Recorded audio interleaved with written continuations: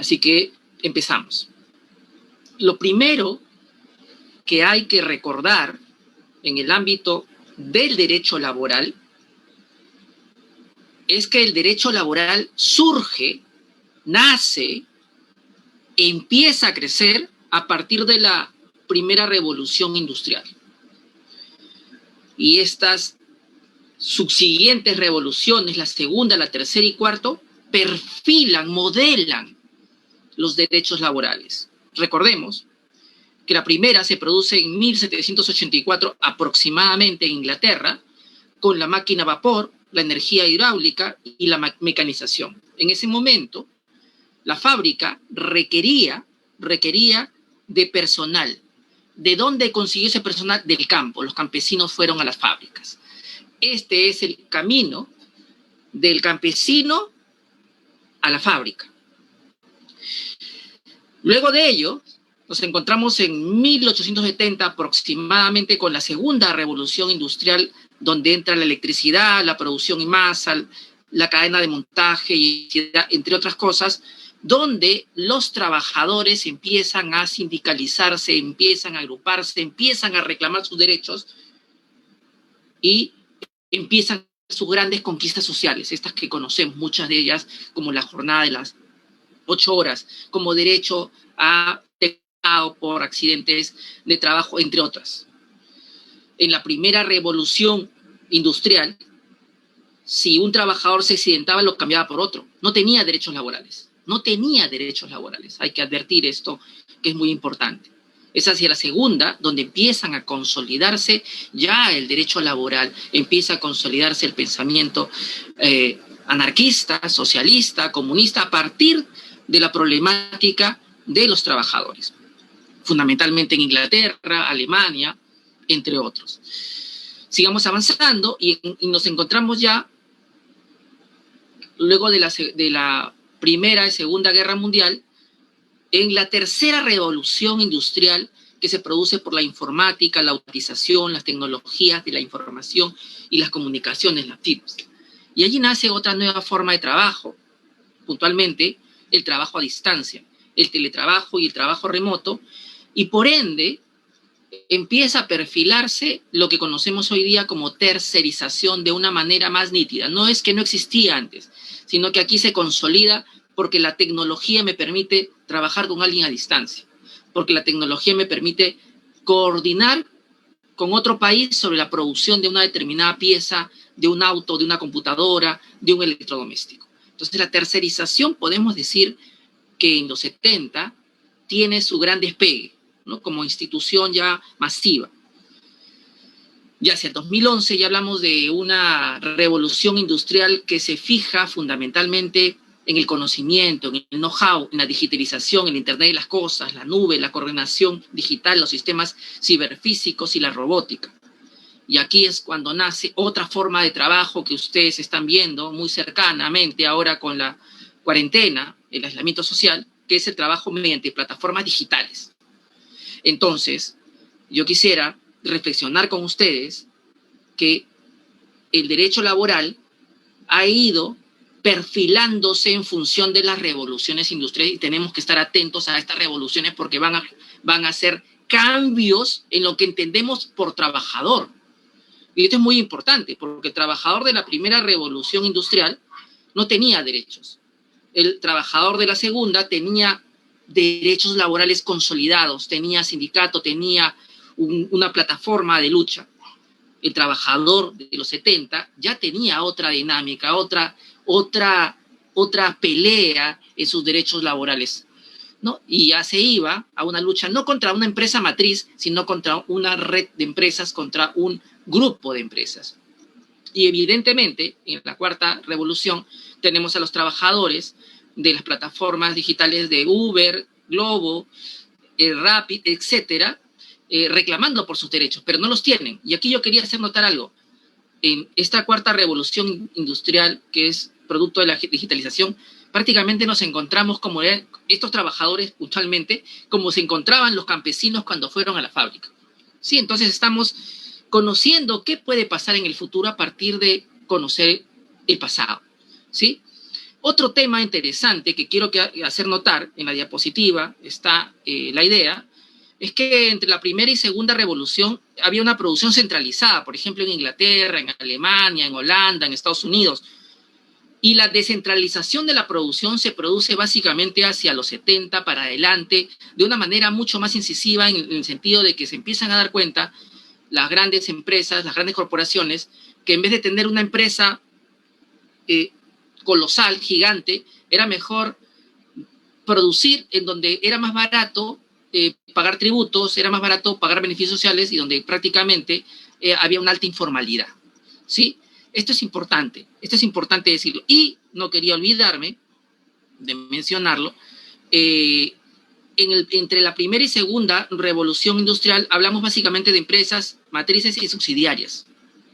Y entre la tercera y cuarta podemos decir que encontramos a redes empresariales, grupos de empresas consolidados y la tercerización en su máximo apogeo. Dicho eso, quiero que ustedes se detengan un momento a mirar estas fotografías. Es importante enrostrarnos qué ocurrió en la historia en la segunda revolución industrial en Inglaterra victoriana, en Inglaterra como potencia económica, comercial, política, pues tenías trabajadores en estos, tenías niños trabajando, tenías niñas trabajando, tenías mujeres trabajando sin ningún traje de seguridad, sin ninguna medida de seguridad ocupacional. Y esto era normalizado, era considerado como algo que estaba bien, producto de la idea de que el progreso implica, pues, promover a la actividad industrial, pero a cualquier costo. Porque el progreso es importante, decía Hegel. Porque el progreso es importante, decían los positivistas. Pero viéndolo 100 años después, nosotros nos escandalizamos y decimos cómo pudieron trabajar niños, mujeres en estas condiciones. A los niños se les pagaba la 10ª parte de un sueldo, centavos, y a las mujeres se les pagaba la mitad de los hombres. O sea, no es que fueran feministas, no es que fueran enfoque de género, no. Las mujeres eran más baratas. Discúlpenme la expresión, pero como trabajadoras se les pagaba la mitad. Por eso es que a principios del siglo XX, finales del XIX, surgen los movimientos feministas de la primera generación, los sindicatos, liderados por mujeres, quienes empiezan a reclamar sus derechos laborales, ¿no? En Inglaterra, fundamentalmente en Europa. Hay que advertir que la revolución industrial, tanto esta de la primera como segunda, como las subsiguientes, no solamente generaron una alta violación de la dignidad del ser humano, de los trabajadores más humildes, de los derechos laborales como hoy día los conocemos, de los derechos humanos como hoy día los conocemos, sino también degradaron el ambiente. Y eso nos olvidamos. Las revoluciones industriales nos han costado un alto grado de contaminación al ambiente. Y aquí es donde se intersecta el derecho laboral con el derecho ambiental. Hay que tener una visión transsectorial, multidisciplinaria, interdisciplinaria, transdisciplinaria. No podemos estar estancos en un solo derecho, están unidos. La revolución industrial produce en buena cuenta la generación de un derecho laboral, pero también del derecho ambiental como lo conocemos. Porque las empresas contaminaban sin límite, porque pensábamos que el agua, el aire, la tierra se iba a regenerar solo, y en verdad ocurría al principio, cuando la contaminación no era tan grande, pero cuando empezaron a surgir cientos de fábricas, cuando el agua ya no se podía regenerar sola, tuvimos y tenemos problemas, ¿no? Depredación de bosques, baja calidad del aire, polución por todas las maquinarias y autos que utilizamos, y generamos el inicio de lo que hoy día vivimos, los gases de efecto invernadero y el cambio climático. O sea, nosotros no somos culpables de lo que hoy día estamos viviendo, sino las generaciones ya del siglo XIX y principios del XX estaban literalmente condenándonos a lo que hoy día vivimos. No pensaron en Catherine Torres, en Brisa, no pensaron en el Colegio de Abogados de Arequipa y sus miembros, pensaron en el presente, en disfrutar el progreso presente. No importaba el costo. Nunca se preguntaron qué significaba eso. Y hay que ser allí bastante críticos. Esto, hay que decirlo, al final nos lleva al momento actual, mis estimados colegas, porque la depredación de los bosques para poner fábricas, para poner más ciudades, sin ninguna responsabilidad, destruye ecosistemas. Esos ecosistemas finalmente terminan dejando sin huésped a virus y bacterias que estaban alojados en animales que antes vivían ahí. Y entonces algunos virus y bacterias mueren indefectiblemente y se extinguen con el animal donde estaban ocupándolo en calidad de huésped. Pero otros no se resignaron a eso y empezaron el tránsito de lo que hoy día conocemos como zoonosis. ¿Qué es la zoonosis según la ONU? Las zoonosis son las enfermedades que pasan del animal al humano. Y de acuerdo a la ONU, en su programa para el medio ambiente, vinculado al COVID-19, el 60% de las enfermedades infecciosas humanas han sido por zoonosis. Y el 75% de las enfermedades infecciosas emergentes han sido por zoonosis. Y les voy a poner un ejemplo bastante evidente. La gripe española, que tuvo una alta mortalidad a principios de los años 20, después, durante la Primera Guerra Mundial y lo que sigue, se debió a un virus que pasó de los animales de granja. Se piensa que las gallinas u otro animal similar de granja al humano en Estados Unidos y luego se propagó. Entonces, lo que vivimos hoy día, el COVID-19, ¿cómo se propagó? Cuando tomamos probablemente un animal salvaje, lo cocinamos, no se sabe cómo, se contaminó un ser humano y tenemos una nueva enfermedad. Pero lo que no se duda, tanto en la gripe española como en el COVID-19, es que son enfermedades por zoonosis, o sea, que pasó del animal al humano. ¿Y cómo ocurrió eso? Porque depredamos el ambiente, porque no tenemos cuidado en nuestra interconexión con otros seres vivos y somos bastante irresponsables como sociedad, lo digo. En ese contexto, vamos a entrar, ya con todo lo mencionado, a mirar la tercerización en tiempos de estado de emergencia sanitaria y reactivación económica. No se puede hablar de derecho laboral abstraído de la realidad socioambiental, de salud pública, porque sería muy irresponsable. Entonces, lo primero que tengo que hacer, me imagino, pongámonos en este momento todos como empleadores, quítense la armadura de abogados defensores de trabajadores y pongámonos desde este momento en la otra orilla. Para entender al otro tienes que ponerte en sus zapatos, si no, no vas a poder entenderlos. Hagamos ese ejercicio, por favor, todos. Y en ese contexto nos encontramos sentados en nuestro escritorio pensando cómo voy a poner en marcha mi empresa frente a esta pandemia.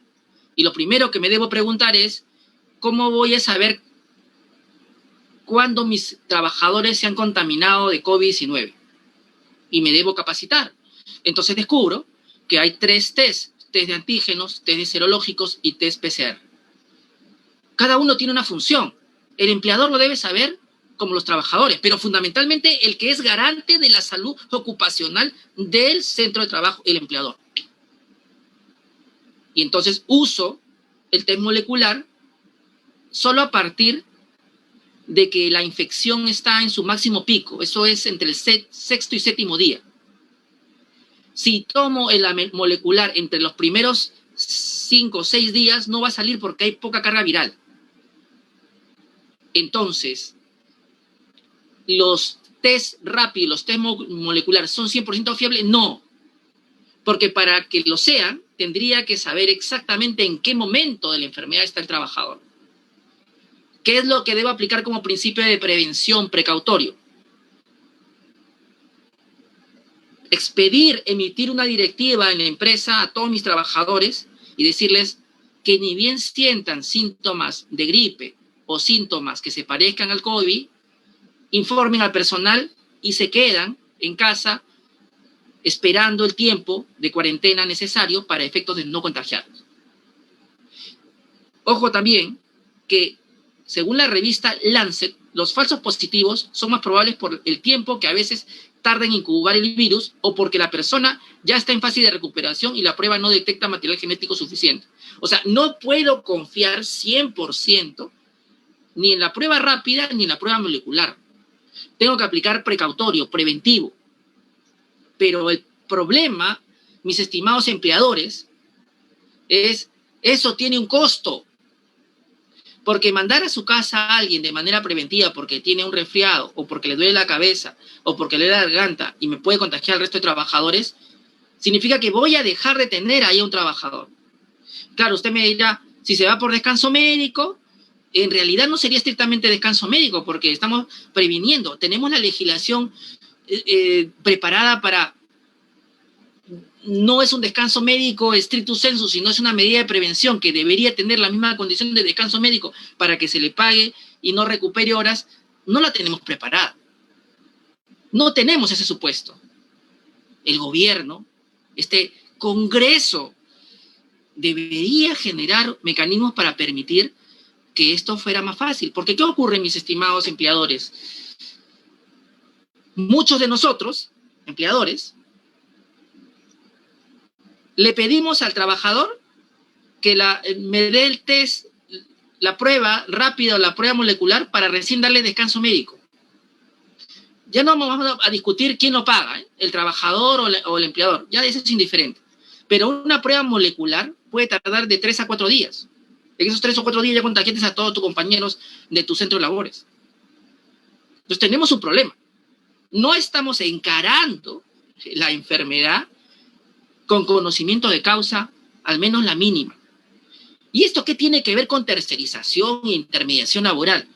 Mucho. Porque cuando mando al trabajador preventivamente para que se cuide en casa porque probablemente esté contagiado y porque la prueba no es 100% certera, voy a tener que reemplazar inmediatamente al trabajador y no voy a hacer mi convocatorio y no voy a hacer mis entrevistas. Tendré que llamar a la agencia de empleos, a la intermediadora, a la tercerizadora para que me cubra ese personal temporalmente.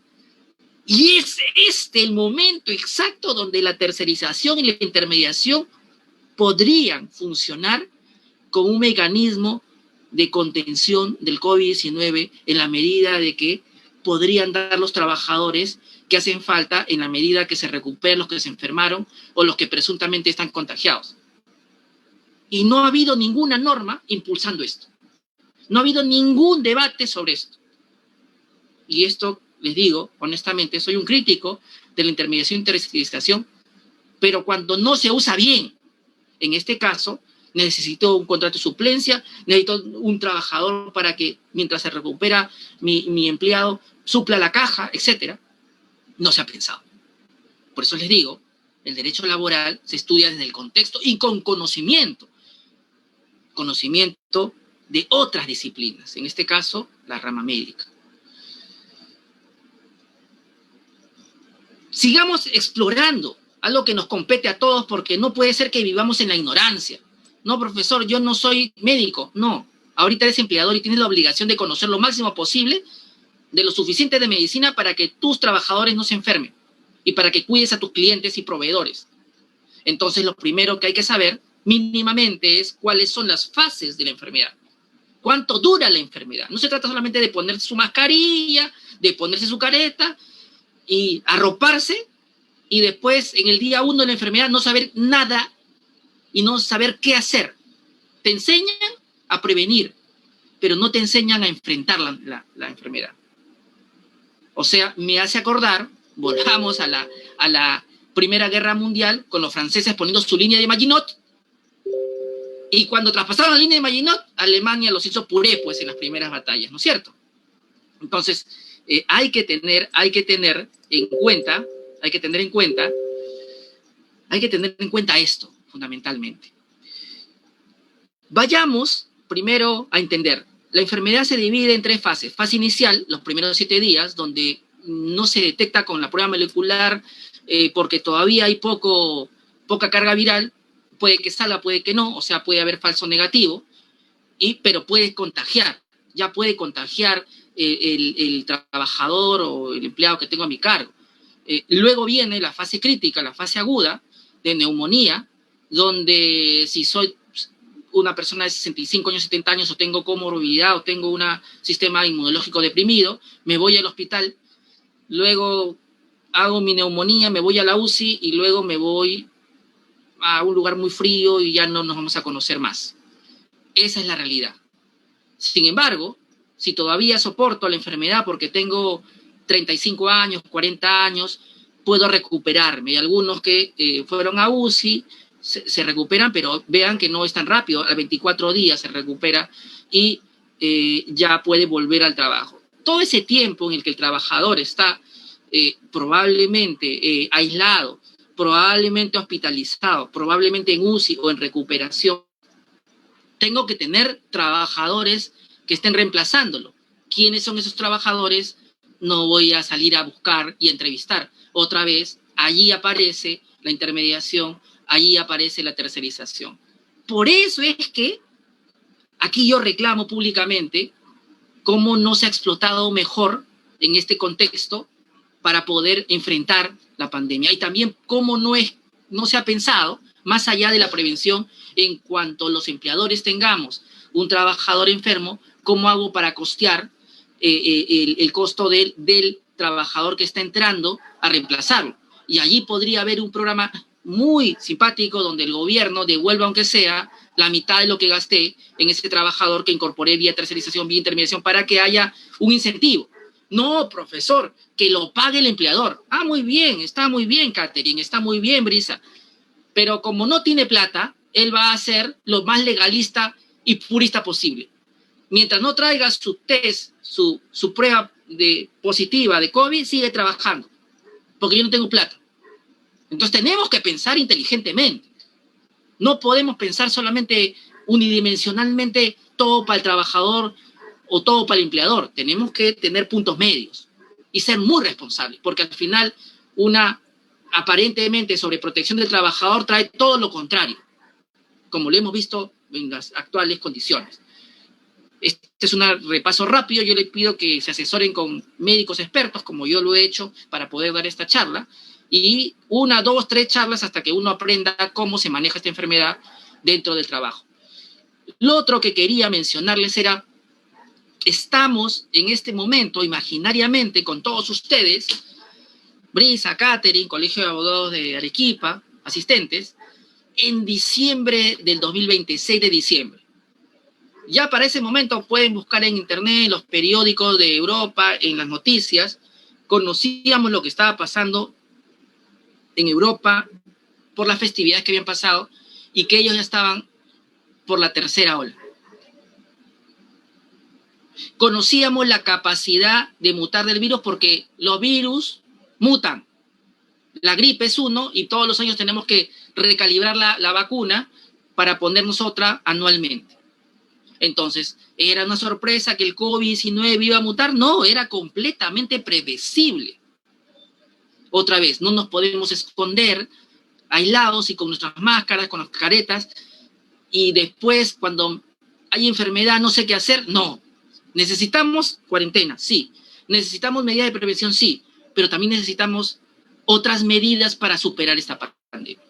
Y una de esas medidas es saber el momento exacto en el que tenemos que abrir determinadas actividades y en el cual no debemos abrir porque podemos generar literalmente un genocidio por incompetencia. Así le llamo yo, porque es por ignorancia que uno hace a veces algunas cosas.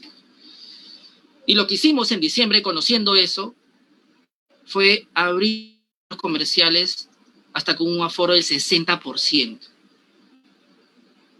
En campaña navideña. O sea, aquí me queda que el gremio empresarial no quiso renunciar a su campaña navideña y que hizo presión sobre el gobierno, y el gobierno no tuvo el coraje de decir, mira lo que va a pasar en Europa. Alemania, el único país que pudo controlar de manera decente el COVID, fue desbordada.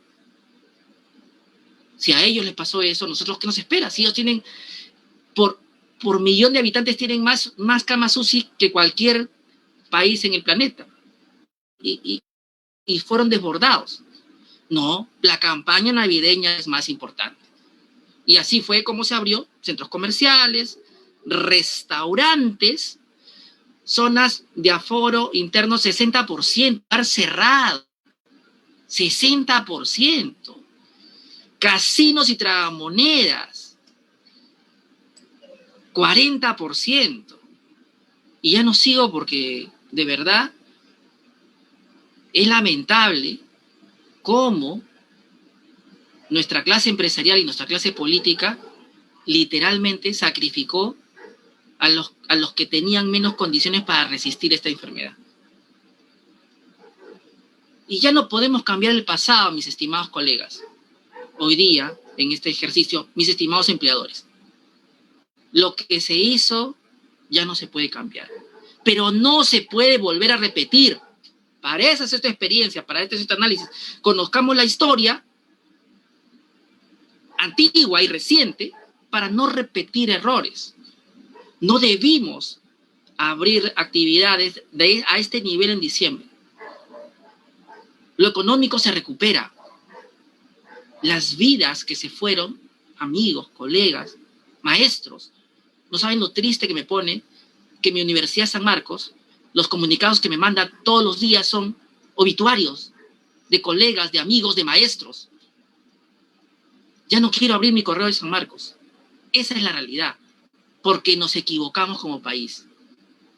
No medimos las consecuencias de nuestros actos y sigamos avanzando. Solo al 13 de febrero, o sea, hace 2 días, ya superamos la mortalidad de la primera ola. Miren esa línea roja de personas fallecidas. Miren cómo en Lima, ojalá Arequipa esté mejor que Lima, ya no hay camas UCI. La Defensoría del Pueblo dice, por favor, gobierno, haz algo, porque ya no hay camas UCI. Si su profesor en este momento se enferma y necesita una UCI, va a morir, porque no hay UCI.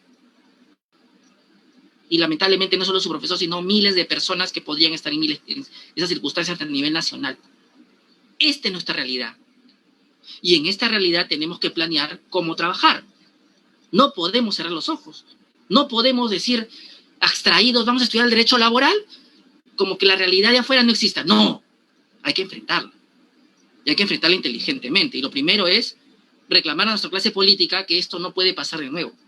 Esta segunda ola y la forma como se dio no puede volver a repetirse. Y hay que decirlo fuerte y claro. No podemos tener más fallecimientos de ese nivel. A algunos le van a decir, pero todos no son por COVID. De manera indirecta son por COVID porque no pudiste operarlo por el cáncer que tenía. No pudiste atenderlo porque el hospital estaba colapsado. Son por el COVID también, directa o indirectamente. Las muertes normales son las que de negro aparecen y las de rojo son las que históricamente tenemos. Ya tenemos más muertos que en el ámbito del terrorismo. Probablemente tengamos más muertos que en la guerra con Chile. Esta es la peor catástrofe que le ha pasado al Perú y hay que ser conscientes.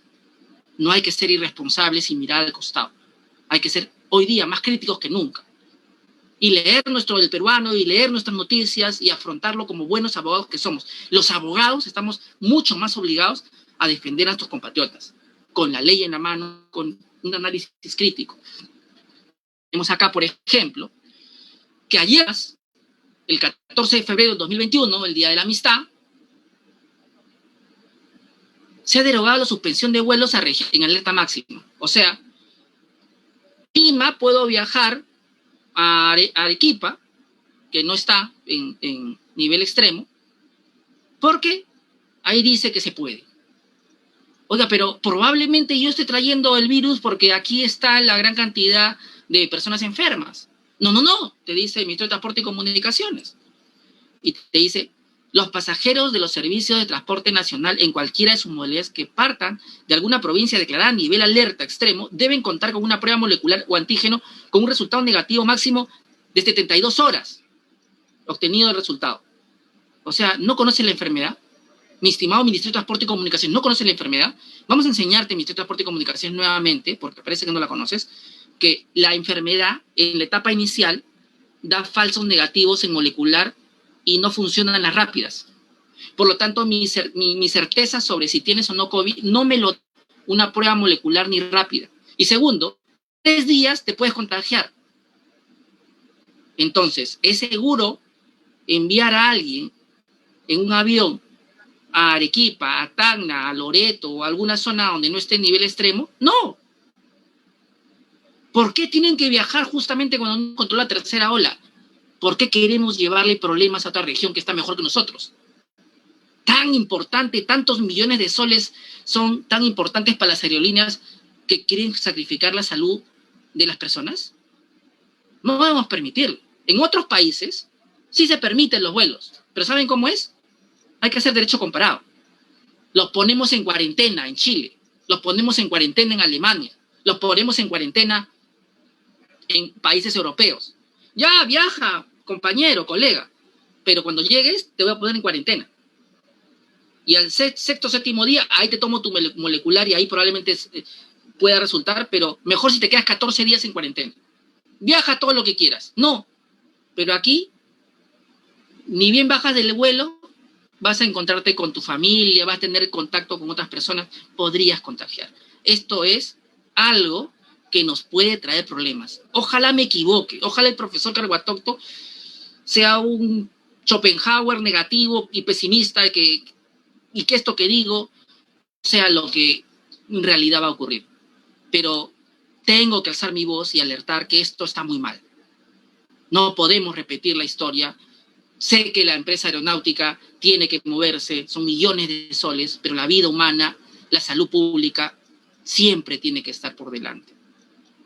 Vayamos ahora a noticias alentadoras.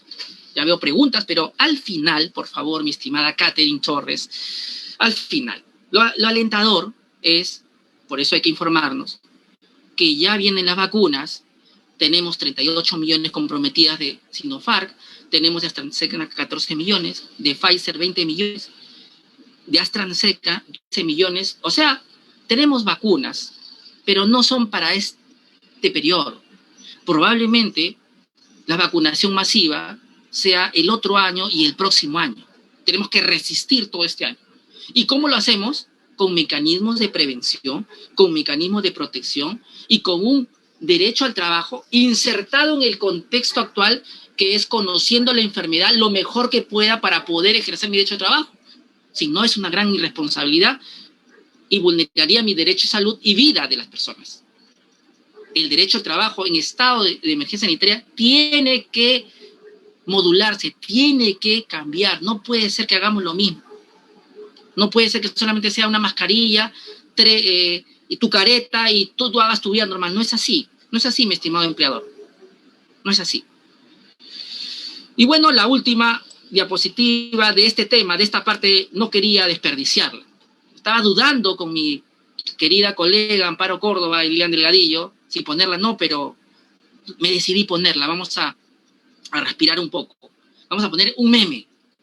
Un meme. Y el meme es el siguiente, solo los que están en la actualidad lo van a comprender. Extraído de la película Parásitos, que se la recomiendo, vean la película Parásito, gran película, habla de la... Si quieren una película y ver tercerización, esa es, Parásitos. Bueno, en Parásitos aparece esta escena, ¿no? Y el diálogo lo hemos cambiado, ¿no? De un colega que ha sido muy inteligente en ponerlo. Dice allí, la señora que está atrás, que es como la patrona, no podía darme el lujo de caer enferma, ¿no? Y todos los peruanos mirando, ¿no? Este diálogo. ¿A qué se está refiriendo este meme? Se está refiriendo a una canciller de la República que se aplicó la vacuna y se justificó que ella, y acá lo he puesto, no podía darse el lujo de caer enferma. O sea, todos los demás peruanos sí nos podemos dar ese lujo. Todos los demás peruanos sí debemos enfermar, caer en cama y de repente algunos sobrevivir y algunos otros no. Este es un gran atentado a la moral nacional. De verdad, no hay que olvidarla. La señora ya borró el Twitter de esa carta. Yo la he puesto intencionalmente para que usted no olvide qué clase política tenemos y quién nos gobierna. No podemos callar, No podemos ser academicistas y abstraernos de todo el contexto y no decir absolutamente nada. No es así. No es así. Tenemos que ser muy claros, contundentes, porque lo que pasa en la política afecta el derecho laboral, afecta el derecho ambiental, afecta los derechos humanos de todos. Entremos ahora ya a lo académico, estrictamente hablando, y digamos, claro, que la descentralización productiva en estado de emergencia sanitaria tiene características como muy particulares, como ustedes lo han visto, pero hay características que vienen de antes de la pandemia, como es, por ejemplo, que la tercerización precariza, que la tercerización promueve menores remuneraciones y condiciones laborales deplorables, que la tercerización puede generar fraudes al periodo de prueba, que la tercerización afecta a la sindicalización. Y por otro lado, la intermediación laboral también precariza en el fondo. Puede generar despidos incausados, acoso laboral, fraudes en el periodo de prueba, afectaciones sindicales. Aquí hay que recalcar cuándo es mal utilizado. Cuando está bien aplicado, es una bendición. Por ejemplo, ya les puse el caso, ¿no? De que tengo a mis trabajadores que potencialmente están enfermos, se enferman, tengo que traer trabajadores bien entrevistados, de calidad, pues recurro a una agencia de empleo, pues recurro a tercerización, pero cuando están correctamente utilizados. Veamos, sigamos avanzando. La ley más famosa de tercerización es la ley que regula los servicios de tercerización, ley 29245, que básicamente establece el concepto de lo que entendemos por tercerización, pero ojo, este concepto es un concepto de tercerización de la tercera revolución industrial, no de la cuarta revolución industrial que estamos viviendo. Y aquí quiero hacer un deslinde con lo que mi querido maestro Toledo señala sobre tercerización y sobre los otros maestros que ven a la tercerización en el ámbito solo de la tercera revolución. Nosotros la vemos también en un cuarto momento, y ya vamos a verlo hacia el final de la exposición. Por eso es que el concepto que utilizamos de tercerización es fundamentalmente aquella institución que me permite expulsar al trabajador de la empresa, expulsar el pago de beneficios sociales y protección del derecho laboral de parte de la propia empresa principal, externalizarlos para que otro lo haga o el propio trabajador asuma esa obligación y esa protección que tiene el trabajador. Para nosotros esa es la tercerización.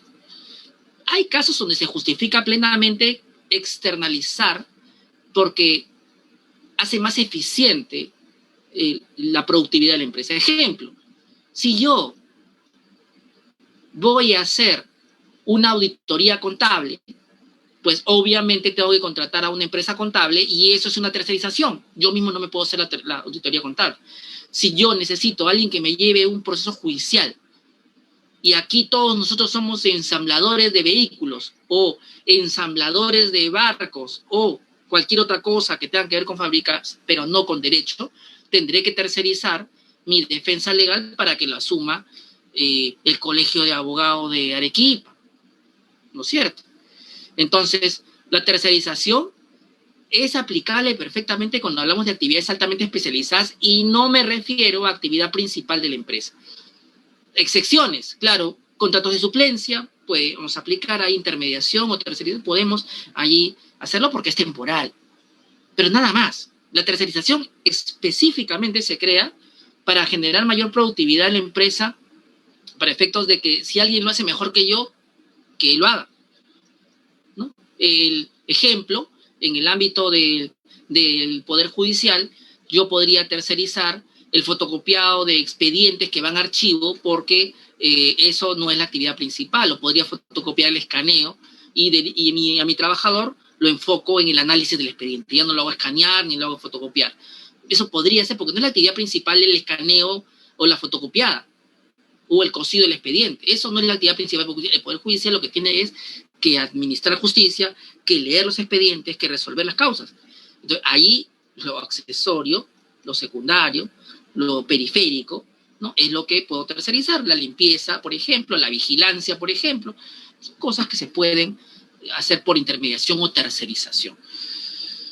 No estoy de acuerdo, y es absolutamente un error que la tercerización se defina o se piense que no hay tercerización con relación a los requisitos de pluralidad de clientes, inversión de capital, retribución por obra o servicio, porque vamos a ver circunstancias de la revolución industrial, la cuarta, donde esto no sería relevante. Ejemplo, un señor que de pronto es un Uber o un Globo o un rapitendero. Cuando yo le hago que traiga cosas, que sea parte, es una tercerización. Y estos criterios no funcionan. No funcionan. Son absurdos. Esto funciona en la tradición de la revolución industrial tercera. Perfectamente. Pero ya no estamos allí. Entonces aquí lo que debe ser categórico acá es solo se puede tercerizar aquello que no es actividad principal y aquello que es altamente especializado, donde no hay subordinación. Punto. Ahí acaba la discusión para mí. No hay que dar tantas vueltas. Otra de las cosas que uno nota en que nuestra legislación se ha quedado en la revolución industrial, la segunda y tercera, es cuando tú lees el artículo 5 sobre desnaturalización. Los contratos de tercerización que no cumplan, originan que los trabajadores desplazados de la empresa tercerizadora tengan una relación de trabajo directa e inmediata con la empresa principal. ¿Eso qué quiere decir? Que cuando yo destaco a un personal tercerizado a una empresa y esta lo subordina, esta lo trata como un trabajador, en este caso se naturaliza. Muy bien, ley de tercerización. Es correcto. Se desnaturaliza la laboral y se vuelve tu trabajador. Pero no solamente la tercerización con destaque se desnaturaliza, como dice la ley, sino la tercerización sin destaque. Y esa tercerización sin destaque es, por ejemplo, el teletrabajo. Es, por ejemplo, el trabajo en casa o domicilio. Es, por ejemplo, el trabajo remoto que ustedes están haciendo. Entonces, no requieres de destaque para desnaturalizar. Ya tienes la tecnología. Esto del artículo 5 solo se está pensando en una época de revolución industrial de la tercera. Pero ya en la cuarta puedes perfectamente subordinar mediante internet, mediante teléfono, mediante los medios tecnológicos que tienes ahora. Por lo tanto, la ley quedó en el tiempo. La ley tiene que actualizarse. Y los jueces tienen que actualizarse. Artículo 3. Casos que constituyen tercerización. Y aquí ponen los casos donde nosotros estamos de acuerdo, ¿no? Obviamente, aquello que es de alta especialización puede tercerizarse. Aquello que no, lamentablemente, no se puede. Algunos alaban este artículo 9, que dice que en caso que la tercerizadora no le pague sus beneficios sociales al trabajador desplazado, la empresa principal le paga. ¡Qué bien, mi estimado legislador! Sin embargo, dice que solamente tiene un plazo de 1 año. Pero las acciones laborales prescriben al año. No. A ver, díganlo en el chat. A ver, quiero ver. ¿Quién sabe cuándo prescriben las acciones laborales? Ahí tengo laboralistas. A ver, vamos a leer su respuesta del primero. No veo respuestas. No están atentos. No están atentos. A ver, Catherine, dígame usted, ¿cuándo prescriben las acciones laborales? Derecho a demandar mis beneficios sociales porque no me pagaron. Catherine Torres. Poco se fue. No nos habla. 4 años. Excelente respuesta. Y si son 4 años, ¿alguien me puede explicar por qué demonios aparece que la prescripción es de 1 año para el que es solidariamente responsable? ¿Eso le parece justo a usted? ¿Eso le parece constitucional? ¿Eso no vulnera el derecho a la igualdad? ¿Eso no es discriminatorio? ¿Eso no darle un privilegio indebido a alguien que eventualmente ha disfrutado del trabajo de nuestro colega abogado, nuestro colega contador? Esto es una barbaridad. ¿Esto cómo podemos permitirlo, Colegio de Abogados de Arequipa? Tenemos que haber hecho una acción de inconstitucionalidad. No podemos permitir estas cosas. Esto es indecente, es inmoral, es inconstitucional, es inconvencional. Pero bueno, estamos en el Perú, donde muchas cosas pasan y todos nos silenciamos, todos nos quedamos callados.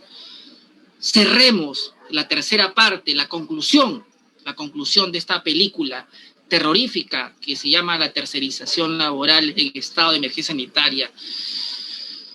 La tercera parte es la sentencia del Tribunal Constitucional del 10 supuestamente el 10 de septiembre del 2019, pero que se expide, se hace pública en marzo del año pasado, justo en pleno estado de emergencia sanitaria, donde no podíamos salir a protestar, donde no podíamos hacer... Gracias, Tribunal Constitucional, por sacarlo justamente en un momento donde acababan de dictar cuarentena y no podíamos alzar la voz, no podíamos salir con los sindicatos. Muy bien, Tribunal Constitucional. Nos has regalado un gran momento en la historia, quedará presente. ¿Qué ocurría con esta acción de inconstitucionalidad presentada por nuestro glorioso Colegio de Abogados del Callao contra el Congreso de la República y el Poder Ejecutivo? Y aquí hay que decir algo fuerte y claro. Los colegios profesionales del Perú son los grandes llamados a hacer las acciones de inconstitucionalidad, las acciones judiciales colectivas que den a este país un mínimo de decencia en el respeto a los derechos humanos. Bien, Colegio del Callao. Perdiste, no te reprocho eso. Gajes son del oficio. Ganar o perder, decía Huáscar. Te tocó perder, pero luchaste. Y eso se te reconoce. Vamos a ver qué reclamaba nuestro querido Colegio de Abogados del Callao. Reclamaba lo siguiente. Señalaba que la ley de tercerización precarizaba las relaciones típicas laborales estableciendo una política progresiva definitivamente discriminatoria de los trabajadores. ¿Es verdad? Sí. Precarizar la tercerización aplicada a actividades principales, sí. Sí, mi estimado Colegio de Abogados del Callao. ¿Qué más decía? Que esta ley no garantiza los derechos laborales de los trabajadores tercerizados en caso ocurra una contingencia. Es verdad. ¿Qué más decía? Que hay un plazo de 1 año para reclamar tus beneficios sociales, que es discriminatorio con respecto a lo que ustedes han bien dicho en todos sus mensajes, de 4 años. O sea, iba por buen camino. Esta sentencia es mucho más larga, no puedo explicarla toda, les invito a leerla. Vamos a hacer unos flashbacks, unos chispazos nada más. Brisa ya está diciendo, ya se acaba el tiempo, profesor. No se preocupe, Brisa, ya estamos acabando, no desespere. Como surge del expuesto, la inconstitucionalidad, aquí es por omisión, se genera cuando el legislador omite cumplir lo que se encuentra constitucionalmente ordenado. Efectivamente, tenemos un capítulo de derechos de los trabajadores en la Constitución que no se estaba respetando. Sin embargo, esto, el Tribunal Constitucional, en los votos de Blume, Fortini, Miranda Canales, Sardón de Taboada y Ferrero Costa, no les parecía que fuera inconvencional e inconstitucional. Les parecía perfectamente normal dar la facultad al empleador de él decidir cómo contratar a sus trabajadores y que no se vulneraba ningún principio de igualdad. No se vulneraba, dice aquí el fundamento 115. Gracias, Amparo Córdoba, por las subrayadas que me has hecho, está muy bien. La parte demandante alega que se debería regular la igualdad de los derechos entre los trabajadores de la empresa tercerizada y los trabajadores de la empresa principal, por lo que este tipo de subcontratación involucra una relación laboral de 3 partes. Tal como se ha advertido en Supra, no existe una identidad entre la situación jurídica del personal de la empresa tercerizada y la empresa principal, por lo que no resulta constitucionalmente exigible que exista un tratamiento igualitario entre ambos. O sea, el tribunal, estos 4 magistrados están diciendo, mira, así el trabajador tercerizado está haciendo labores principales de la empresa y a su costadito esté un trabajador de la empresa principal haciendo exactamente lo mismo y uno gane como 5, el tercerizado, y el otro gane como 15, no importa. No se vulnera su derecho de igualdad. Tú lo único que tienes que mirar es que entre los trabajadores tercerizados todos ganen 5. Todos tengan los mismos derechos. Que no mire a su costadito al otro que está haciendo exactamente lo mismo que él, pero es de la empresa principal, que tiene utilidades, que gana más, que tiene mejores beneficios. No, que no lo mire. Porque él tiene que medirse entre sus iguales. Y esto me recuerda, vamos a volver al siglo XIX, siglo XVIII, que es como que tú le dijeras a un trabajador migrante chino en siglo XIX y las haciendas del Perú, que se queja porque es un trabajador que prácticamente es explotado como esclavo versus a un trabajador que sí se le paga y los dos hacen trabajos de campo. No, tú no mires lo que está haciendo el otro trabajador que es peruano, sino mira a tu compañero chino, que a él prácticamente lo explotamos igual que tú. Y eso lo aceptemos como normal. No es normal. Se vulneraba el derecho de igualdad en ese momento con estos migrantes chinos, como hoy día se vulnera con nuestros compañeros, compatriotas peruanos y también inmigrantes venezolanos, colombianos, inmigrantes también de provincia, sus derechos. No resulta constitucionalmente exigible, dice el tribunal. ¿No? Y continúa, dice, por otro lado, el Colegio de Abogados del Callao sostiene que existe una omisión al no indicar el porcentaje máximo de procesos productivos que puedan ser tercerizados, poniendo en riesgo que toda actividad de la empresa principal esté sujeta a la subordinación. Gran Colegio del Callao. Lo dijimos aquí, vamos a sacarlo,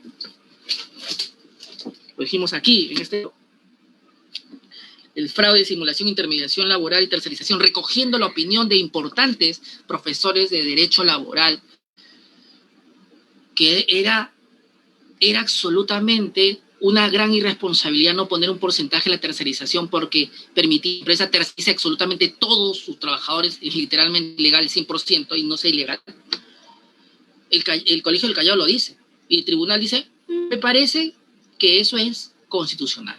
Dice en el fundamento 120, debe tener solo aplica a las empresas de intermediación laboral. Ah, gran respuesta, o sea, tu respuesta es legalista. Dice, se puede hacer la tercerización al 100% de trabajadores porque la ley lo permite. Oye, mi estimado tribunal, Blume, Miranda, Sardón, Ferrero, lo que te están pidiendo es que revises si esa ley es constitucional y convencional. No me están diciendo si es concordante con su propio articulado, porque eso es legalidad. ¿Y eso es lo que hiciste? Sí. ¿Y así la declaraste constitucional? Sí. Y así se declara infundada la demanda. Porque para estos 4 magistrados, a quienes respeto mucho, tienen buenos artículos, tienen una buena producción en investigación, pero en esta sentencia discrepo, porque señala lo siguiente, el tribunal no considera, no, digamos que ustedes 4, no el tribunal son 7, ustedes 4 consideran que la mera acción legislativa de que los contratos de servicios como cura y tercerización no se encuentren sujetos a un proceso limitativo y siempre y cuando mantengan plena autonomía, no constituye por sí mismo una omisión al derecho a la igualdad, a la discriminación. No, es normal. Bueno, en México no es normal, en Colombia no es normal, en España no es normal, pero aquí sí. Bueno, esa es nuestra historia. Salvamos los votos de nuestra respetable magistrada Ledesma Narváez, que en este caso prácticamente concuerda con lo que su profesor está mencionando, con lo que nosotros estamos planteando, que la tercerización tiene efectos positivos como tiene efectos negativos, y de lo que se trata esta sentencia es limitar los efectos negativos. La realidad, dice ella en el fundamento 5 de su voto, nos ha mostrado que las empresas principales reducen su personal para contratar empresas tercerizadas para que a menor costo asuman la fase de su proceso productivo. Esto muchas veces ha significado que la empresa principal implemente una política interna de despidos de trabajadores o se les obliga a renunciar con cambio de incentivos. Es verdad, mi estimada Marinela Ledesma, concordamos plenamente, ¿no? Hace poco me preguntaba una colega, me escribía por WhatsApp, me ha hecho acordar esto, Violeta, este libro del 2011 que escribió ya quedó en el tiempo, desfasado, y yo le decía, lamentablemente sigue vigente a mi tragedia, porque las cosas que denunciamos en ese año se mantienen. Y parece que se perpetúan, y el libro se va a volver literalmente atemporal, porque esta sentencia mantiene ese estado de cosas que denunciamos oportunamente. Junto con un montón de profesores que me anteceden, ¿no? Por lo menos 20 años de profesores de derecho laboral criticando esta forma de contratación no han servido para nada.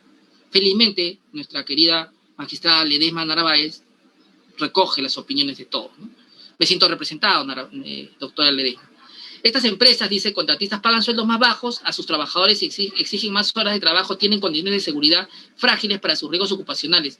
Y dentro de esta lógica, la contratación de trabajadores por tercerización se mantiene mediante modalidades temporales, o sea, sin estabilidad laboral, en la medida que las empresas contratistas dependen de vigencia del contrato por empresas principales, lo que redunda negativamente en la seguridad social de los trabajadores. ¿Qué me está diciendo con eso? Que claramente la estabilidad de los trabajadores depende del contrato de locación de servicio que tiene la empresa principal con la tercerizadora. O sea, depende de circunstancias ajenas a ellos, ¿no? Depende de circunstancias ajenas a ellos. Esto también debilita el gran movimiento sindical que lidera nuestra colega que expuso antes que yo, ¿no es cierto? Sí, porque fragmentas a tu sindicato. ¿No ves que hay un sindicato de la empresa principal, otro de los tercerizadoras? Es una desgracia. Es una desgracia. Porque se desnaturalizó el fin de la tercerización. La tercerización no es mala. No es mala. Como tu ex no es malo. Lo que pasa es que no son compatibles sus caracteres. Tienes que utilizarlo para el fin previsto. ¿No es cierto? ¿No es cierto? Esa es la dinámica de la institución jurídica. No puedes utilizarla para defraudar, tienes que utilizarla para proteger derechos, para hacer más eficiente la actividad de las relaciones sociales. También señala que se vulnera el derecho de igualdad a los trabajadores de las empresas tercerizadas. No voy a ahondar a esto, lo dejamos para las preguntas, pero existe una concordancia entre lo que Ledesma plantea y su profesor, ¿no? Y lo que dice el Colegio de Abogados del Callao. Ella considera, como nosotros, que aplicando, y aquí lo aplicamos, el T de proporcionalidad, de ponderación, lo aplicamos en este texto y felizmente Ledesma recoge la aplicación y se da cuenta que aplicando el T de proporcionalidad, esto sería inconstitucional y por eso para ella la demanda debió ser declarada fundada en parte. Y no solo eso, sino concuerda con las conclusiones de lo que su profesor dijo en su tesis de doctor y en su libro. Declarar que los derechos laborales, derechos, salarios y utilidades, beneficios o condiciones laborales, entre otros, que gocen los trabajadores de empresas principales, le deben ser extendibles a los trabajadores de las empresas tercerizadoras, lo que nosotros y todos los profesores de derecho laboral que se respeten decimos. No puede haber diferencia de trato entre los trabajadores que hacen exactamente lo mismo, que contribuyen a tu riqueza, a tu emprendimiento. Ramos Núñez también acierta, declarando, para él debió ser declarada fundada en parte la demanda, para él vulnera el principio de igualdad, para él es discriminatorio, para él no pasa el test de igualdad, y está de acuerdo con lo que expone Ledesma. Nuestro respetable magistrado Espinosa Saldaña Barrera se hace un gran análisis y dice algo muy crítico, ¿no? Dice, los 4 magistrados que han votado en contra de la inconstitucionalidad han hecho un argumento circular. ¿Qué significa? Que han legitimado la ley que se pretendía declarar inconstitucional con la propia ley. O sea, cada vez que la criticaba, ellos argumentaban los artículos que estaban en la propia ley, pero no han analizado cada uno de los artículos. Gran crítica, respetable Espinosa Saldaña Barrera para decir las cosas cuando debe decirse.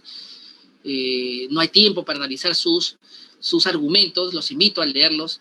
Y cerremos. Este es un bonus track, mi estimada Brista, un bonus track, mi estimado Colegio de Abogados de Arequipa.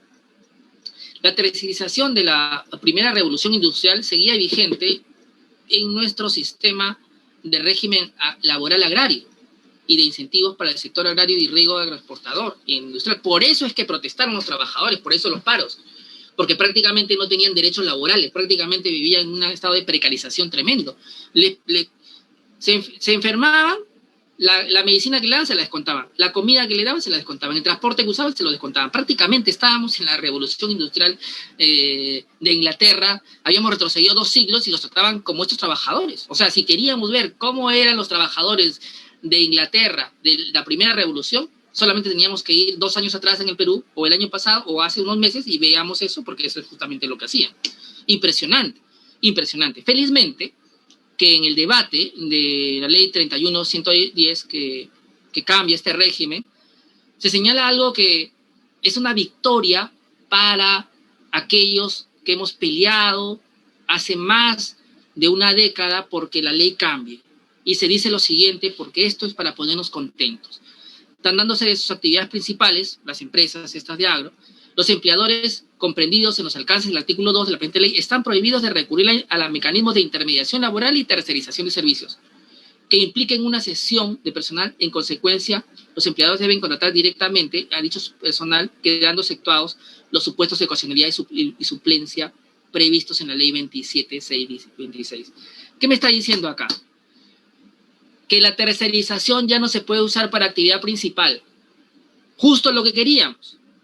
Y que se puede aplicar para cuestiones de alta especialización. Por ejemplo, voy a arreglar el tractor, te traigo un mecánico experto, ¿no? Voy a arreglar el establecimiento, tiene que venir un arquitecto, tiene que venir un experto ingeniero, etcétera. Entonces, claramente hay algunas actividades que se pueden tercerizar, pero no la actividad principal.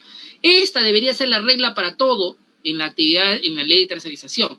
Se ha conseguido solo en el agro, pero yo les anticipo que si los sindicatos hacen su trabajo, si el Colegio de Abogados de Lima del Callao, de Arequipa, de Puno, de Cusco hacen su trabajo, esto se tiene que generalizar, porque la lógica es la misma. La tercerización es buena, sí, para cosas especializadas, para temas de suplencia, para cosas muy secundarias y accesorias, pero no para lo principal. Eso, ni siquiera los que crearon la tercerización, que se llama outsourcing en nivel de derecho internacional, derecho comparado, lo admitirían. Eso sería impensable. ¿Qué más hace nuestra ley 31.110, que prácticamente es construida a partir de la realidad social? Porque esto no lo dicen esto no lo pusieron un gran intelectual maestro en derecho laboral, un gran congresista, no. Lo ganaron los trabajadores en la calle, vean sus anuncios, ¿no? Derogatoria de la 27436, nunca más la tercerización. Ellos en sus carteles presionaron para que esto sea posible. No fue el libre profesor, no fue la jurisprudencia de la Corte Suprema. Muchos de los derechos laborales se conquistaron en las calles. No fue por la brillantez de algún abogado o abogada, no. Sí hacemos nuestro pequeño granito insignificante casi, pero los que consiguieron sus derechos son ellos en la protesta. Y no solamente consiguieron que la tercerización vuelva al lugar donde corresponde para no ser neutralizada, sino que se tome en cuenta el tema de los grupos empresariales. Por primera vez en el derecho laboral se regula bien que si yo trabajo para una empresa vinculada a otra, yo pueda tener ciertos derechos. En este caso, derecho de preferencia a ser contratado, cuando estoy siendo contratado por empresas vinculadas. Genial, muy bien. Conquista de los trabajadores del agro que tiene que repercutir en la normatividad general. Esto que no es necesario que salgamos todos a las calles, ¿no es cierto? Esto tendremos que ganarlo vía la academia, vía la jurisprudencia, vía los debates de la política, etcétera, ¿no? Hay temas pendientes, Colegio de Abogados de Arequipa. Esto es importante. No se sientan mal. Los peruanos no somos los únicos explotados en tercerización. No somos los únicos que nos tratan como cualquier cosa en el tema de salud. También la tercerización en el agro y cómo funcionan los grupos empresariales en el mundo se ve en países como África, India y la propia Alemania. Aquí les recomiendo 4 documentales de la Deutsche Welle que tienen que ver. Si son de verdad abogados laboralistas, tienen que ver. Seas defensor del trabajador o del empleador, para saber qué no hacer y para saber cómo reaccionar. El negocio con las semillas modificadas genéticamente, el matadero de tomis y la subcontratación, la recolección de bayas tailandesas en Suiza, el chocolate, un negocio amargo. Todos son del año 2020-2021. Y todos muestran ejemplos de tercerización en el mundo y cómo son mecanismos de explotación laboral. De explotación. De verdad hay que tener bastante cuidado al verlos porque muchos de ustedes se van a poner muy tristes cuando vean la realidad del mundo, no solamente es Perú, lamentablemente. Y la última diapositiva es sobre la tercerización en la 4ª revolución industrial. La tercerización, como le entiende su profesor, y aquí lo pueden criticar, hacer puré, lo que usted quiera, pero así lo entiendo yo. La tercerización de la 4ª revolución se relaciona a cómo es que el trabajo, a partir de la Internet, a partir de la tecnología actual, a partir de la Big Data, del conocimiento del Internet de las cosas, va a redimensionar lo que tenemos por trabajador.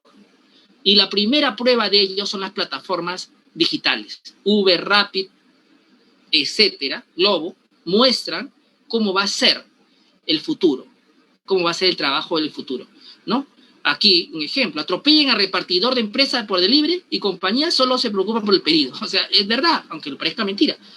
Uy, lo atropellaron, uy, el pedido, tú anda, recógelo y déjalo para no quedar mal con el cliente. O sea, y el señor no es mi trabajador. Él es un trabajador autónomo. Estamos en una economía colaborativa y todo ese discurso fraudulento para no hacerse cargo. Eso, como dice el profesor de economía, Guy Standing, es el ascenso del precariado. Es la precarización llegando de la mano de la 4ª revolución industrial, que es muy parecido a la primera revolución industrial cuando los campesinos iban a la fábrica. Aquí son los migrantes que van a los Uber, a los Globo, a los Rapid, como las personas que tienen escasos posibilidades de tener un trabajo mejor, que van a estas plataformas, que van a estos trabajos.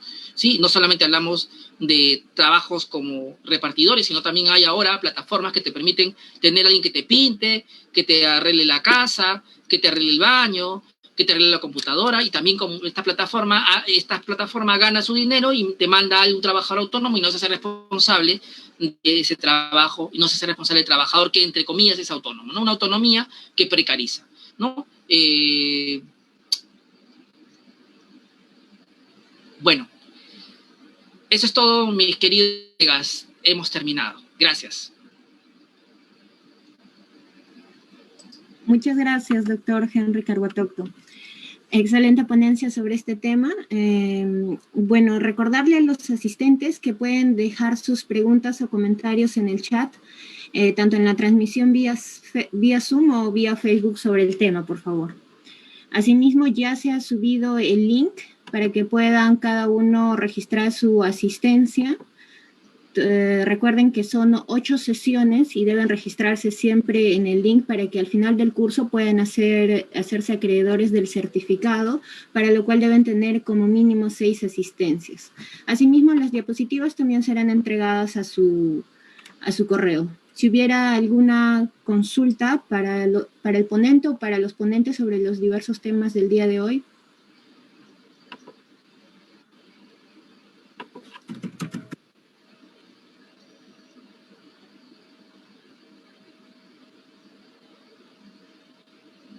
Disculpen por pasarme el tiempo, a veces se me va la hora cuando hablo.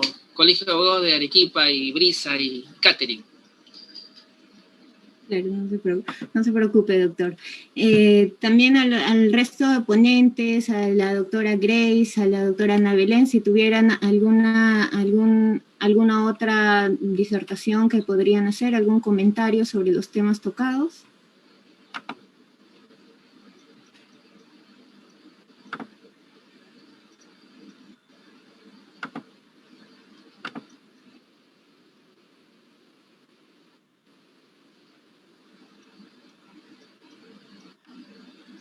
Doctor, buenas noches. Disculpe la interrupción. En primer lugar, felicitarlo por su exposición. Usted hablaba sobre un tema muy interesante y que lastimosamente se ha convertido en una forma, se podría decir, natural de contratar los servicios humanos o los talentos humanos, ¿no? En esa línea, este tema de la tercerización vinculado con los hospitales. A veces cuando uno va a un hospital, resulta que no hay una tomografía, y si lo hay, está tercerizado en favor de una empresa, y que hay que esperar incluso al titular de la tomografía a efecto de ser atendido. ¿No cree usted que esta figura de tercerización en realidad vulnera los derechos humanos en la debida prestación de los servicios a efecto de garantizar el derecho de la salud de las personas? Y en todo caso, la tercerización debería ser derogada, subrogada en todos los extremos, ¿no? A efecto de garantizar el derecho a la salud de todos los ciudadanos. Yo también, en virtud de un informe de la Comisión Interamericana de los Derechos Humanos, que existe el tema de la corrupción en nuestro país de forma muy gigantesca, ¿no? que se ha involucrado en todos los servicios públicos. Entonces, mi pregunta es, en ese sentido, ¿cree usted que la tercerización debería ser al menos desplazada o derogada en el ámbito de la administración pública? Esa es una primera pregunta. Y una segunda pregunta a lo que usted aludió, a un tema sumamente vigente y que desde luego ninguno de nosotros podíamos quedarnos callados. Este tema del COVID, que ha cobrado muchas vidas.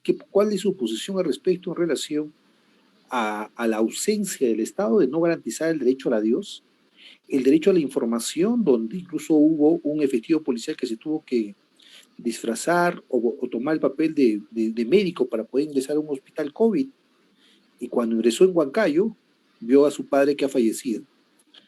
Y ello como correlato también preguntarle cómo se podría determinar esto, que todos están falleciendo por COVID, cuando el Sistema Nacional de Defunciones no es transparente a trasladar la información correcta, y además no se está realizando necropsias en las personas que supuestamente tienen el COVID. Muchas gracias y felicitaciones por su exposición.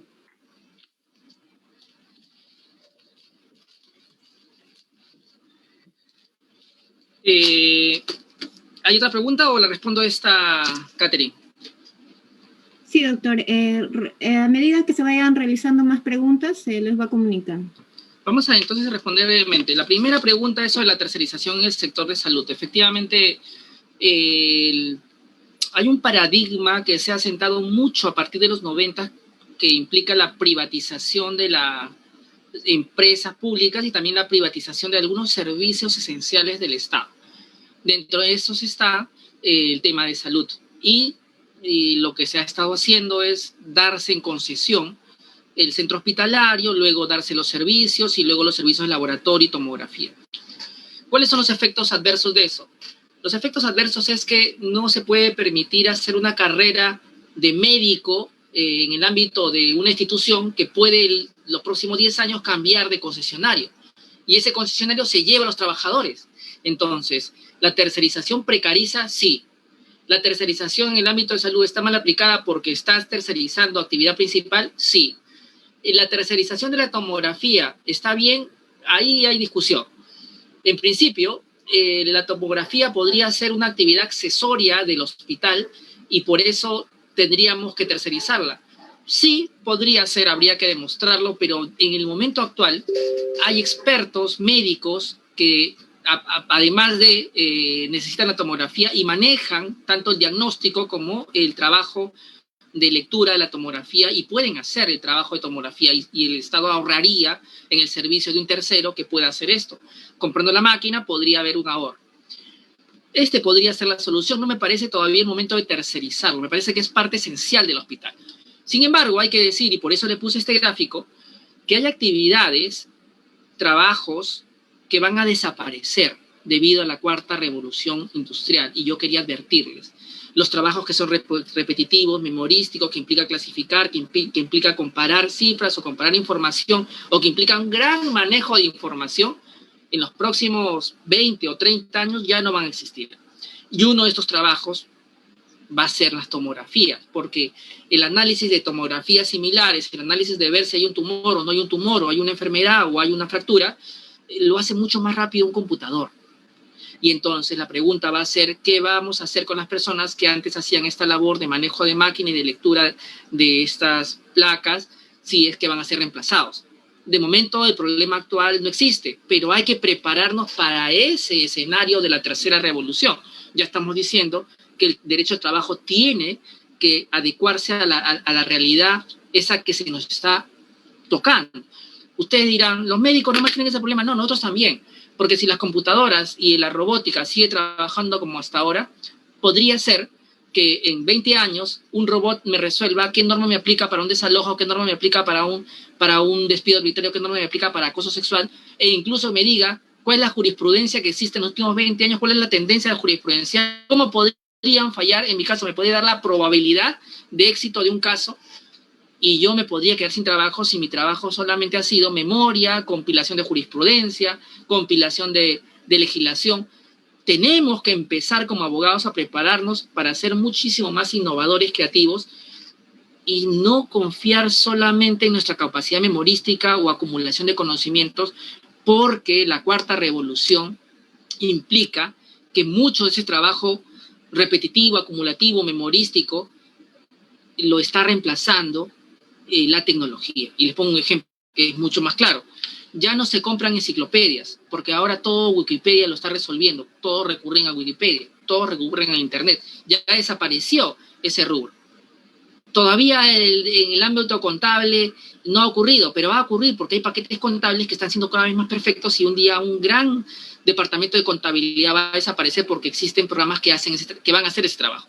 Lo propio ocurre en medicina, lo propio ocurre en el derecho, y vamos a tener que empezar a cambiar la forma de educar a nuestros hijos, nietos y los que vienen. Si los seguimos educando como nos educaron a nosotros, o sea, memoria, acumulación, ¿cómo eran tus exámenes? Pregúntense. La lectura tal, y si coincide con lo que dice el autor, apruebo con 20. Eso la computadora lo hace más rápido. Nos están enseñando a hacer computadoras, en el buena cuenta, a hacer robots, cuando en realidad lo que deben generar, por ejemplo en los diplomados, es la capacidad creativa, la capacidad innovativa, la capacidad argumentativa. Si nos siguen preparando para la memoria o el positivismo en sentido clásico, estamos fregados. Entonces, esa es una primera respuesta. Por eso es que yo hablo de una tercerización despegada de la doctrina, despegada de la ley, y probablemente por eso sea criticado. Mi tercerización también incluye a los Ubers, a los Globo. Sí, pero eso es que tenemos que cambiar, tenemos que innovar, tenemos que progresar en el conocimiento. No podemos quedarnos estáticos. Está muy bien la doctrina, pero la doctrina muchas veces se vuelve historia y hay que empezar a conocer cuándo ya es historia, cuándo ya no podemos seguir mirando al maestro como alguien que no podemos criticar. Tienen que criticarme a mí, tienen que criticar a los docentes, tienen que criticar todo aquello con lo cual no están de acuerdo. Y muy bien su compañero ha planteado un tema gravitante, que es el derecho a la salud, el derecho a despedir a mis familiares, el derecho al consentimiento libre e informado. Y aquí yo le quería recomendar, como siempre, este libro también interesante, que se llama Responsabilidad Civil de los Hospitales por Negligencias Médicas y Eventos Adversos. Efectivamente, lo que está ocurriendo es que el sistema de salud no está preparado para respetar el catálogo de derechos del paciente y el usuario que se ha consagrado, y justamente en este libro te contamos cómo ganamos esa acción para que reglamenten los derechos del usuario y paciente. Yo los invito a buscarlo en internet, este reglamento, donde están justamente todo lo que su compañero está diciendo. Hasta ahora, ningún colegio profesional ha puesto una acción de cumplimiento para que estos centros de salud nos digan en qué forma falleció mi paciente, cómo es que se podía haber sido abandonado ahí en un pasaje, cómo es que no se me permite despedirme con mi tablet. ¿Por qué el gobierno no compra tablets como en otros lugares para poder despedirnos de nuestros pacientes? ¿Por qué no nos ofrece la posibilidad de despedirnos con un traje de bioseguridad para darle la mano y darle el adiós al paciente, a nuestro familiar? ¿Por qué todo es sauciarlo, ni bien llega al hospital, y esperar que termine de hacer su proceso de hasta donde pueda respirar y se muere porque no hay UCI, y no le damos lo que se le puede dar a un paciente cuando ya está, de alguna forma, en estado terminal? Calidad de vida, calidad al momento de morir. Es muerte con dignidad y todos tenemos derecho. Yo quisiera que todos ustedes, el día que se vayan, tengan una mano que agarrar y una voz que le diga todo va a estar bien, y no irse en la completa, absoluta soledad y frialdad de una cama de hospital donde están esperando que desocupes ese espacio porque hay más gente viniendo. La humanización de la medicina es necesaria ahora más que nunca. Y ahora, mi estimado Colegio de Abogados de Arequipa, de Lima, del Callao, de Puno, tenemos que esforzarnos para que nuestros pacientes, no pedimos que los salven, no pedimos que le den UCI, pedimos que los traten con dignidad. No son cosas que dejas tiradas, son personas. Y merecen su familia conocer su estado, y merece su familia despedirse. ¿Por qué el gobierno no habla de eso? ¿Por qué nuestros líderes de opinión no hablan de eso? ¿Por qué nuestros queridos abogados, líderes de opinión, que hay bastantes, nos hablan de este derecho a despedirnos, de este derecho al consentimiento libre e informado, de este derecho a la información en puntual, del reglamento de los derechos del usuario y el paciente? Es un reglamento, es una norma, podemos exigirla, tenemos que exigirla porque, ojo, esta es la segunda ola. Tenemos un año todavía en curso. Van a venir por lo menos 2 más. Prepárense para la tercera y la cuarta. O sea, si tu familiar no está en el hospital, por suerte, nada garantiza que en el futuro esté, o tú mismo. ¿No te gustaría tener tus derechos del paciente y usuario garantizados para al menos despedirte de los que debes despedirte, o estar en contacto con alguien que quieres mucho y no vas a poder hacerlo? Eso hay que pensar, hay que ser críticos, hay que confrontar la realidad. No podemos ponernos en un paréntesis y decir, estudiemos el derecho laboral y olvidémonos todo lo demás. No. Gracias por la pregunta. Así es, doctor. Tenemos también la siguiente participación.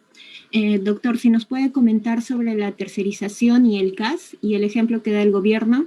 Asimismo, menciona otra participación que esa explotación también ocurre con los trabajadores CAS. Les pagan hasta 4 veces menos de lo que gana un trabajador 728 y ambos hacen la misma labor. Muy bien. Efectivamente, en otra ponencia el año pasado, cuando Brisa me invitó al taller, pusimos que hay otra tercerización que es la que aparece en el ámbito estatal. Y la tercerización en el ámbito estatal se puede ver al menos en 3 formas. La contratación de locadores, la contratación de terceros, la contratación de CAS, y también hay tercerización propiamente, y también puede haber intermediación. Entonces, En ese contexto, lo que se observa es que no tienen los mismos derechos. Por ejemplo, un CAS es un trabajador precarizado, es un trabajador que no tiene estabilidad laboral, porque supuestamente su relación laboral tiene que durar 1 año, pero hay trabajadores que tienen 15 años como CAS. ¿Eso es correcto? Nosotros consideramos que no. Y por eso es que el otro gran cambio que debemos tener es un nuevo marco legal para que ya no permitamos contrataciones de CAS y tengamos trabajadores con plenos derechos. Y eso significa empezar a cavilar cómo hacerlo. Hace poco salió una propuesta legislativa sobre la derogación inmediata del CAS, pero no es tan fácil. Creo que el proceso lo hizo bien Esalú, que es básicamente tener en cuenta, hay un corte donde tenemos que decir aquellos que tienen 3 o 5 años son los que van a pasar primero a 728 y progresivamente los que siguen, y a partir de ahí todos entran por 728. Eso tiene que ser una decisión de Estado. El problema es que el Ministerio de Economía y Finanzas normalmente se niega, no da oportunidad de defensa. Y el Tribunal Constitucional que tenemos probablemente no sea un defensor de los derechos laborales. Hemos visto en las últimas sentencias que básicamente ha rechazado propuestas que permitan desaparecer al CAS y generar un régimen laboral más justo. Lo mismo ocurre con la alocación de servicios, lo mismo ocurre con terceros o tercerizadores, etcétera, etcétera. Entonces creo que es un problema de Estado, no es un problema propiamente del derecho laboral. El CAS se inventa para ser provisional, para mejorar las condiciones que tiene un locador, pero ya del 2009 al 2021 parece ser que el tiempo de provisionalidad y temporalidad ya se agotó. Les cuento casos particulares. Existen guardaparques que tienen un régimen de CAS a pesar que tienen 20 años de servicio. 20 años de servicio. Entonces, no podemos permitir eso, ¿no? Eso es inadmisible. Me parece que el proceso de conquista de derechos laborales no solamente pasa por promover leyes, sino por un proceso de debate académico, de debate social, y donde los gremios y nosotros como abogados empezamos a ponerla en agenda el tema, ¿no? Hay que salir del CAS, desaparecerlo, ¿no? Y la tercerización otra vez. Sí se puede en el Estado en tanto y cuanto sea especializado. Por ejemplo, una tercerización para que se contrate un estudio para la defensa de un caso importante es posible, pero no puedo tercerizar a una actividad principal, como por ejemplo a un asesor que está permanentemente allí en la oficina, legal, contable, técnico, lo que fuere, porque es actividad principal. Eso tenemos que tenerlo claro. La tercerización no es mala si es que se destina a actividad especializada, complementaria y no principal. Doctor, muchas gracias por su ponencia, por abordarlo también no solo desde un tema normativo, sino también práctico y humano. Por favor, sus palabras finales ya para cerrar la sesión del día de hoy. Muy bien, gracias por compartir esta noche con nosotros. Felicito al Colegio de Abogados de Arequipa por este magnífico evento y solo les doy un consejo de un colega a otro colega. No vean al derecho laboral desde un plano solamente positivista, normativista, legalista, literal. Véanlo también desde el contexto social, histórico, cultural, político, ambiental. Solo de esa manera, quienes hoy día somos laboralistas vamos a mantenernos en esta senda de lograr derechos sociales, derechos laborales mucho más justos, mucho más cercanos. Muchas gracias. Muchas gracias. El taller de investigación de Derecho del Trabajo y Seguridad Social, doctor José Matías Manzanilla, el ilustre Colegio de Abogados de Arequipa, y quien les habla les agradece su presencia en este acto y los esperamos el próximo lunes con la tercera sesión de este curso. El mismo horario a las 6:30 p.m. será transmitido vía Zoom y se retransmitirá vía Facebook. Muchas gracias.